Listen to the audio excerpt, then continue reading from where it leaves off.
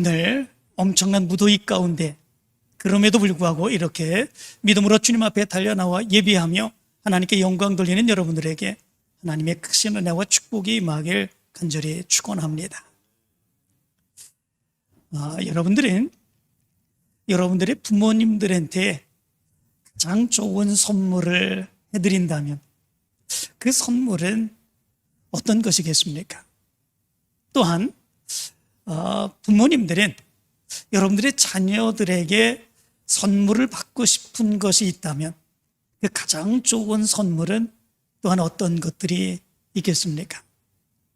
예전에 포털 사이트 엠파스라고 하는 데서 어버이날 부모님께 드릴 선물은 무엇을 드리겠는가 자녀들에게 물었습니다. 그때에 총 참여자가 3,209명이었는데 그 중에 2,021명 63%가 현금을 드리겠다 이렇게 대답을 했다고 그럽니다. 그리고 두 번째로는 식사를 대접해 드리겠고, 세 번째는 효도 여행을 해드리겠고, 네 번째는 건강식품을 사드리겠다 이렇게 응답을 했습니다. 물론 현금을 드리겠다라고 얘기한 것은 우리가 생각하는, 자녀들이 생각하는 선물을 드리는 것보다 부모님에게 현금을 드려서 마음껏 사시고 쓰시게 하는 것, 이것이 더 좋겠다 이렇게 생각을 해서 현금을 드리겠다 이렇게 대답을 한 것이겠지요. 그러나 언뜻 또 다른 이유도 있을 것입니다. 매년마다 똑같은 선물을 해드리는 것, 이 참 찾기가 어려운 그런 모습들이 있죠. 차라리 현금을 드리는 게 부모에게도 좋고 또 우리에게도 더 좋고 이런 생각을 행한 것이 아닌가 생각을 해봅니다. 그러면 부모님들은 자녀들에게 받고 싶은 선물은 무엇이겠습니까? 전체 참여자의 37%에 해당되는 1,168명이 무엇이라고 대답을 했겠습니까? 이렇게 대답을 했다고 합니다. 마음만으로도 고맙다 이렇게 대답을 했다고 그럽니다. 그리고 두 번째가 현금, 네 번째는 감사의 편지였다고 그럽니다. 그리고 네 번째는 효도여행, 그리고 다섯 번째는 우리 자녀들과 함께하는 맛있는 식사, 이것이 부모님들이 받기를 원하는 그런 선물이었다고 그럽니다. 여기서 가만히 생각을 해보면 우리 자녀들이 원하는 가장 좋은 선물과 부모님들이 원하는 가장 좋은 선물, 거기에는 조금의 차이가 있는 것을 보게 됩니다.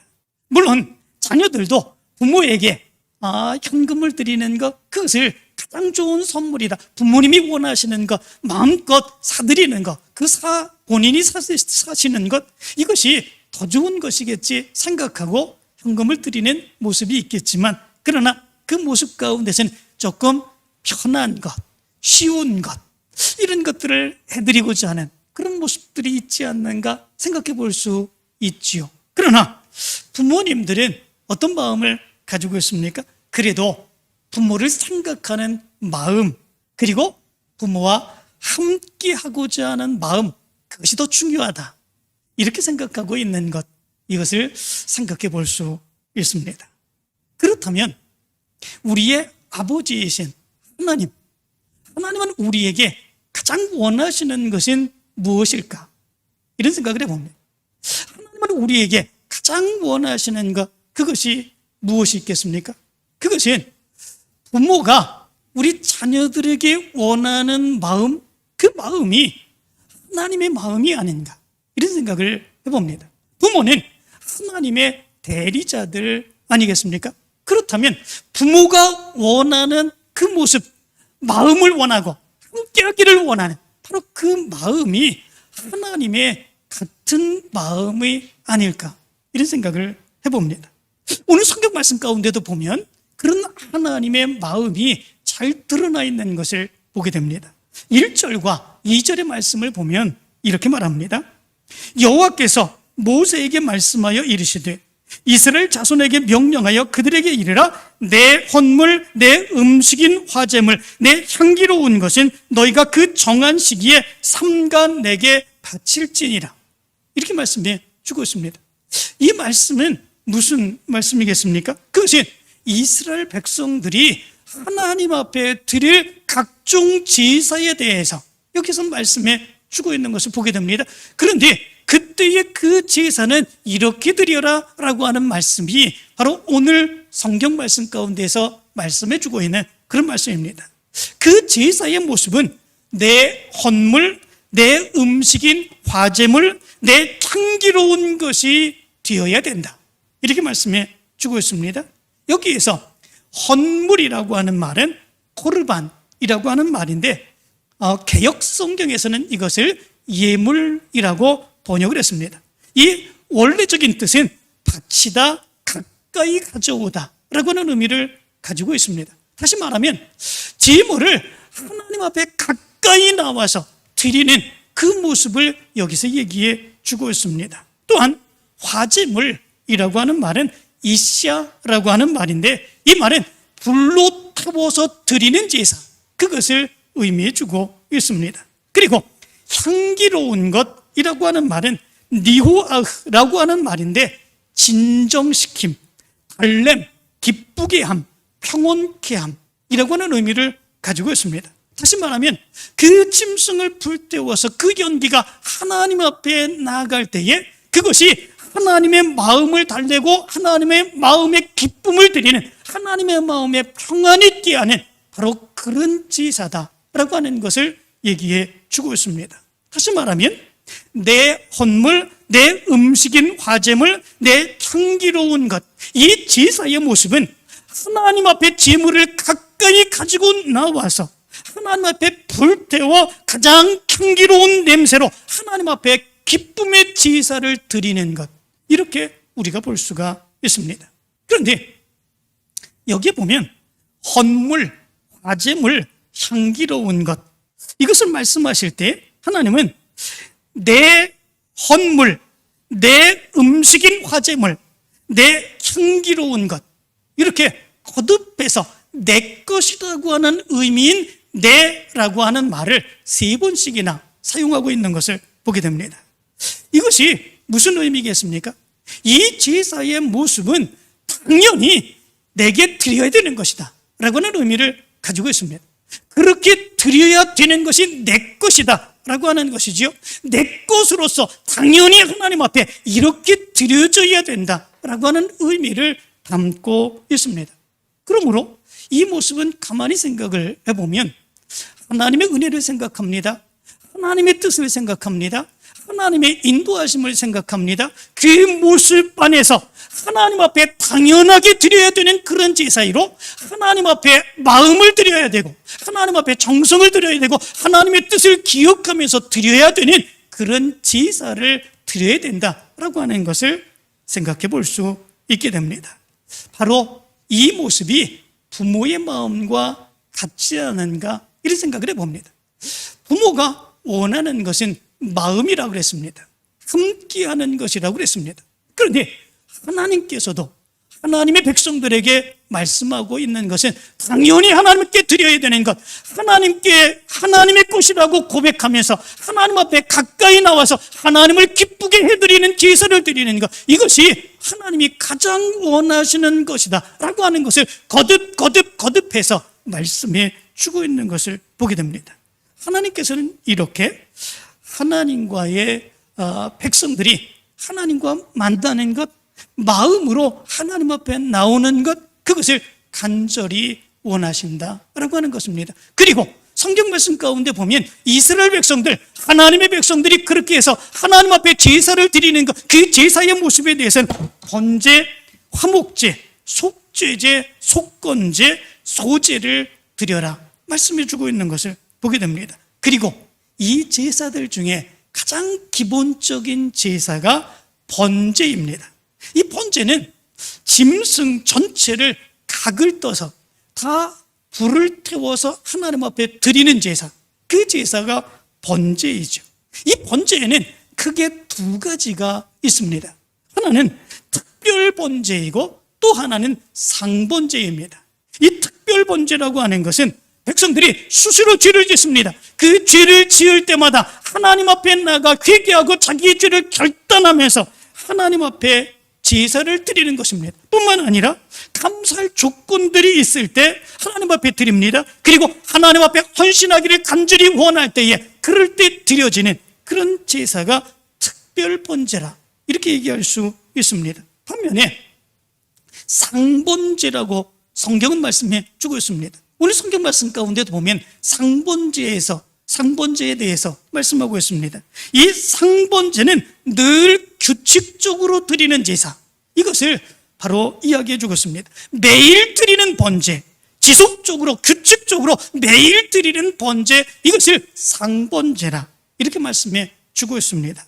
이 상번제는 모든 제사의 기본이 되는 그런 제사입니다. 그래서 어떤 절기 가운데서도 그 절기의 제사를 드릴 때에도 이 상번제는 빼놓지 않고 반드시 드려야 되는 그런 제사가 상번제다 이렇게 볼 수가 있습니다.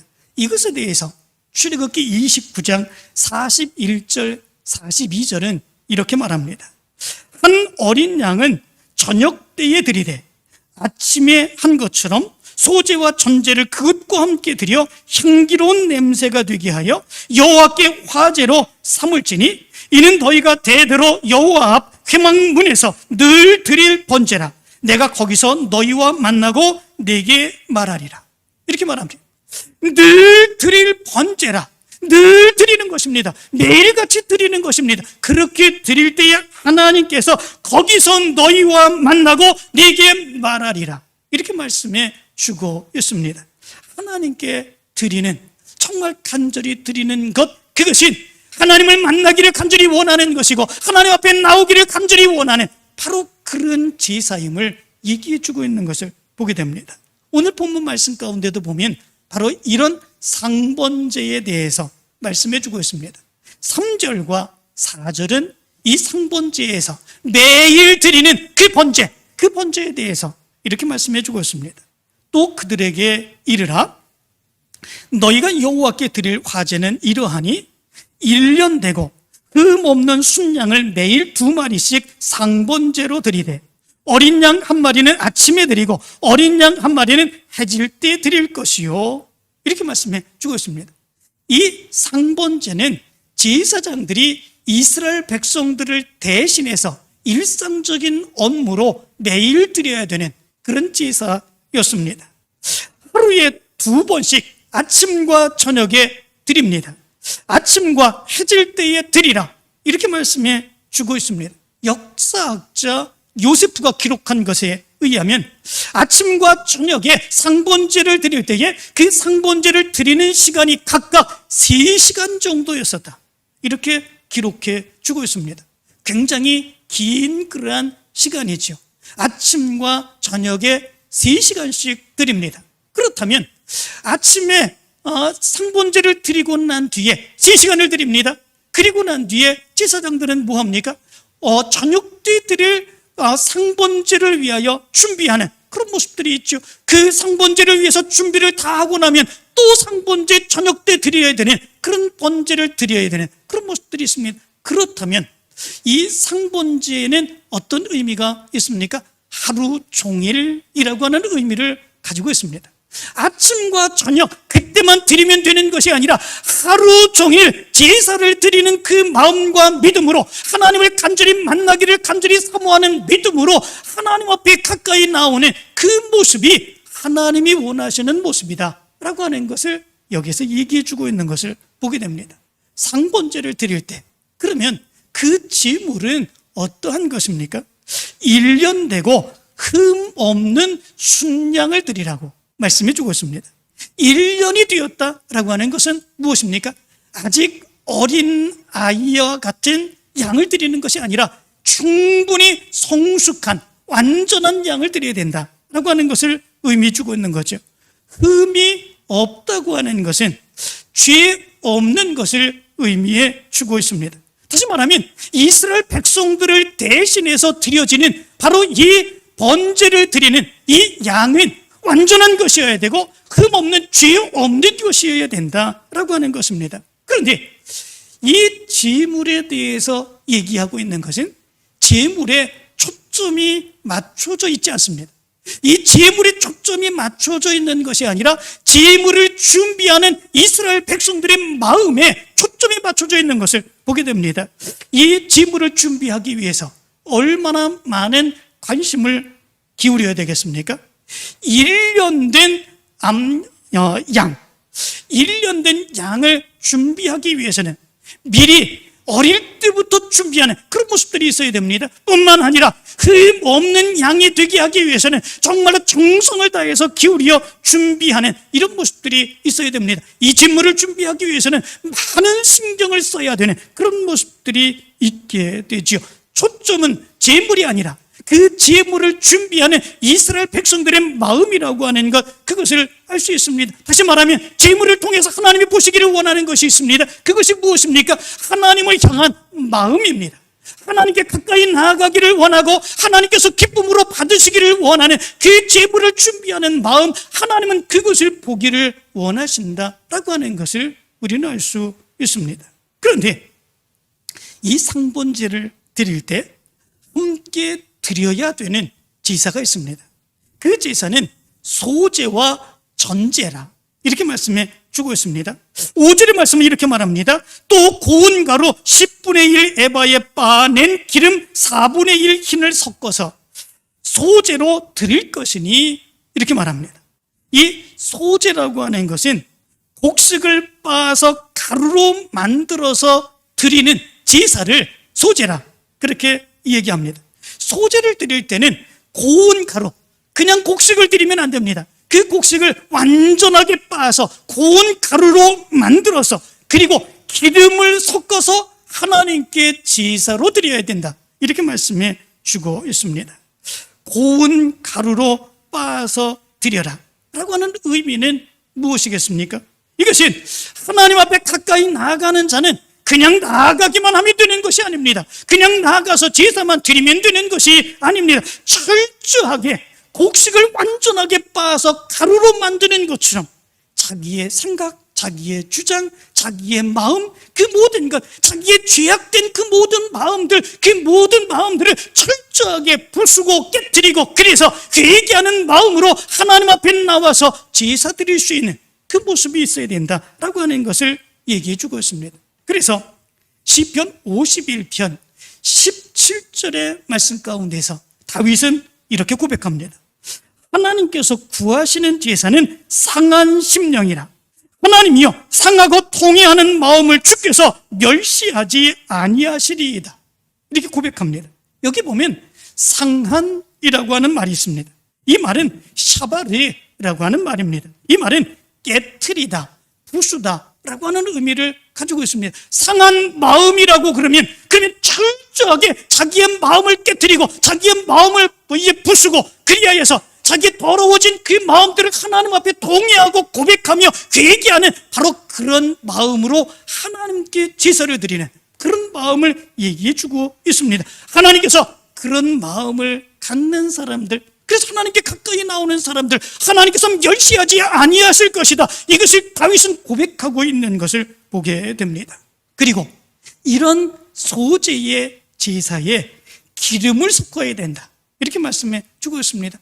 기름이 상징하는 것, 그것이 무엇이겠습니까? 성령의 임재입니다. 하나님 앞에 그렇게 예배를 드릴 때에 성령의 인도하심 속에 하나님 앞에 제사를 드리고 예배 드릴 수 있는 그 모습이 있어야 된다라고 하는 것입니다. 또한 7절의 말씀을 보면 이렇게 말합니다. 또 그 전제는 어린 양 한 마리에 4분의 1 흰을 드리되 거룩한 곳에서 여호와께 독주의 전제를 부어드릴 것이며 이렇게 말합니다. 이 제사를 드릴 때에 독주의 전제를 함께 드려라 이렇게 말씀해 주고 있습니다. 이 전제라고 하는 것은 무엇이냐면 그 제물에 포도주를, 독한 술, 그래서 독주의 전제라 이렇게 말씀해 주고 있습니다. 독한 술을 부어서 하나님 앞에 제사로 드리는 것, 이것을 전제라고 얘기를 합니다. 그런데 여기서 얘기하는 독주 곧 포도주가 상징하는 것이 있습니다. 그것이 무엇입니까? 기쁨입니다. 즐거움입니다. 다시 말하면 하나님 앞에 상번제를 드리는데, 매일처럼 하나님 앞에 예배를 드리는데 우리의 예배가 어떤 모습이 되어야 되니까 그것이 억지가 되어서는 안 된다라고 하는 것입니다. 의무가 되어서는 안 된다라고 하는 것입니다. 어쩔 수 없어서 드리는 것이 되어서는 안 된다라고 하는 것입니다. 이 제사의 마음속에는 하나님께 항상 감사하며 그 은혜의 기쁨 가운데 자원하여 기쁨으로 드리는 그 제사가 될 수 있어야 된다라고 하는 것을 얘기해 주고 있는 것을 보게 됩니다. 그래서 하나님이 이런 상번제, 매일처럼 드리는 이 예배를 하나님이 얼마나 간절히 원하는지, 그거에 대해서 6절은 이렇게 말씀해 주고 있습니다. 이는 시내산에서 정한 상번제로서 여호와께 드리는 향기로운 화제이며, 이렇게 말합니다. 이 말씀에 대해서 하나님께서는 시내산에서 이미 말씀하셨다라고 하는 거죠. 하나님께서 모세로 하여금 시내산 위로 올라오게 하셨습니다. 그리고 그 시내산에서 이스라엘 백성들에게 하나님께서 율법을 허락해 주셨지요. 그리고 성막을 어떻게 지어야 되는지, 제사는 어떻게 드려야 되는지 분명하게 말씀해 주셨습니다. 그런데 그것으로 끝난 것이 아니라 지금 민수기 28장은 이스라엘 백성들이 가나안 땅에 막 들어가기 직전의 모습입니다. 그 모습 가운데 다시 한번 이 규례를 이스라엘 백성들에게 말씀해 주고 있는 것을 보게 됩니다. 그렇게 말씀하고 있다고 하는 것은 하나님의 마음이 얼마나 간절한지, 하나님이 이스라엘 백성들에게 얼마나 간절하게 소원하며 원하시는지 그것을 분명하게 말씀해 주고 있는 거지요. 왜 그렇습니까? 거듭해서 또 말씀하는 거기 때문에 그렇습니다. 부모들도 그렇지 않습니까? 부모들도 간절히 원하는 것이면 한 번 이야기하면 그것으로 끝나는 것이 아닙니다. 또 얘기합니다. 또 얘기합니다. 또 얘기합니다. 그것이 부모의 마음이기 때문에 그렇습니다. 하나님께서도 이스라엘 백성들에게 거듭해서 말씀해 주고 있는 것을 보게 됩니다. 내가 너희들에게 시내산에서 말씀했지 않느냐? 너희에게 시내산에서 이 이야기를 했지 않았느냐? 그런데 바로 지금 또 얘기한다라고 하는 거죠. 이 말씀 가운데 보면 하나님이 얼마나 간절하게 이런 제사를 드리는 것을 원하시는지 분명하게 알 수 있게 되는 것을 보게 됩니다. 그런데 중요한 것이 있습니다. 이스라엘 백성들에게 하나님께서는 이 상번제를 드리며 하나님이 간절하게 원하는 것, 그것이 마음을 드리는, 하나님께 드리는 이 제사인 것을 분명하게 얘기했습니다. 그렇다면 지금 여기에 하나님을 믿고 예수 그리스도를 믿는 우리는 어떻게 이 상번제를 드려야 되는 것일까라고 하는 것입니다.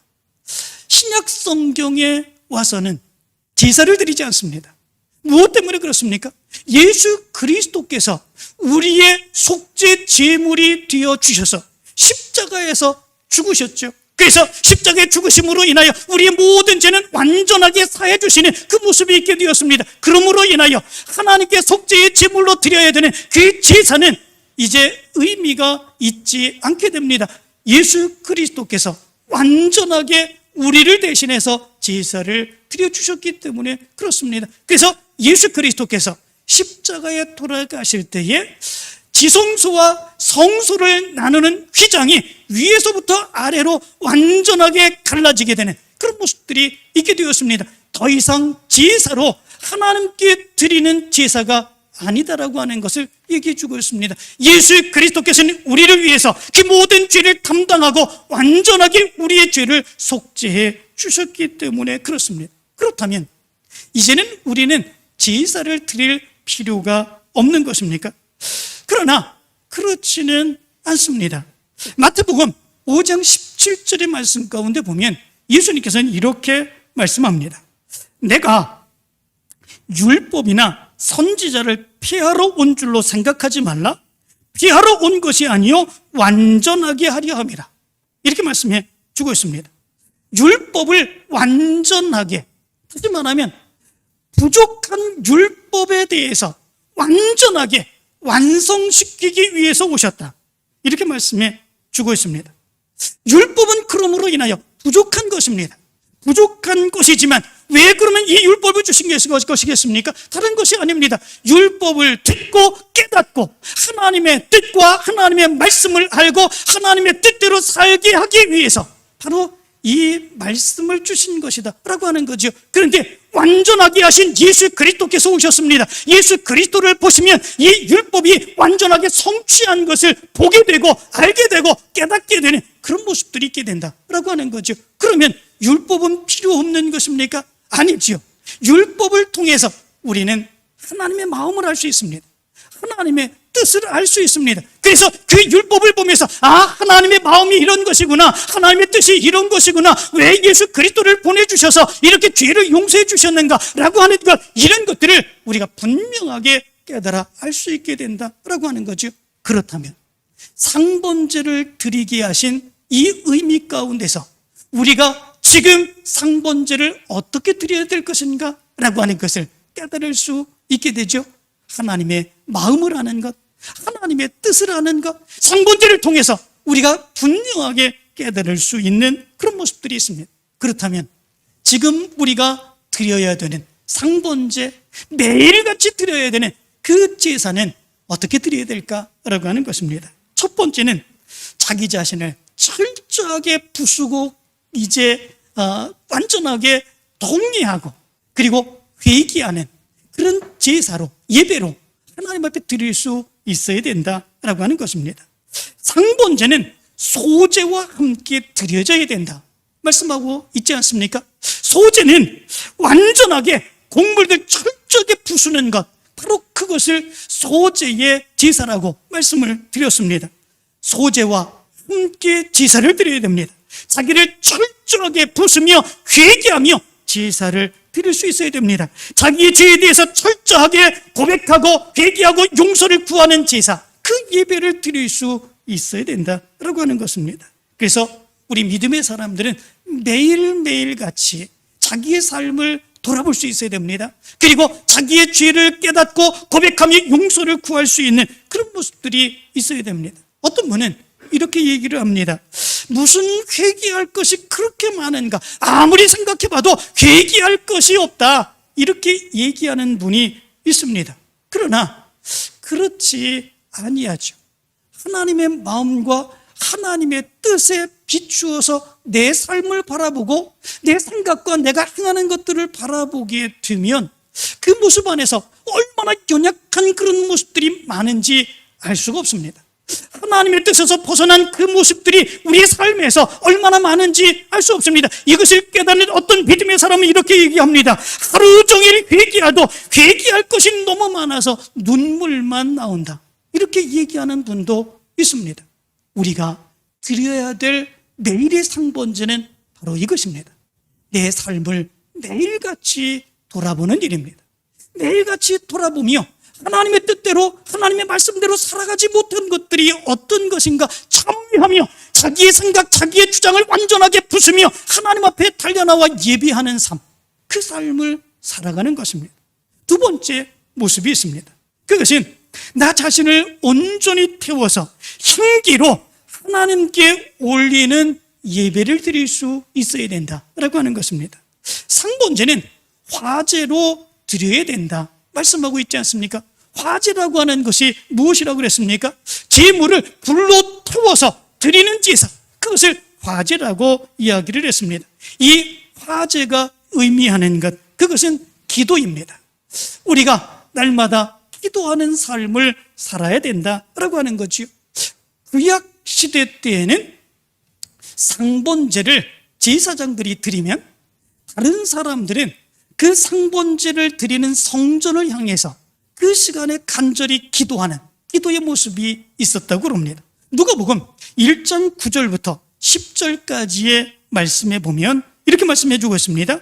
제사장의 전례를 따라 제비를 뽑아 주의 성전에 들어가 분향하고 모든 백성은 그 분향하는 시간에 밖에서 기도하더니 이렇게 말씀해 주고 있습니다. 분향하는 것, 태워서 연기를 올려드리는 것, 그것이 기도를 의미해 주고 있습니다. 이스라엘 백성들은 그 분향하는 시간에 바로 하나님의 성전을 바라보며 간절히 기도하는 그런 기도의 모습이 있었습니다. 우리의 모습에도 바로 이런 기도의 모습이 있어야 된다라고 하는 거죠.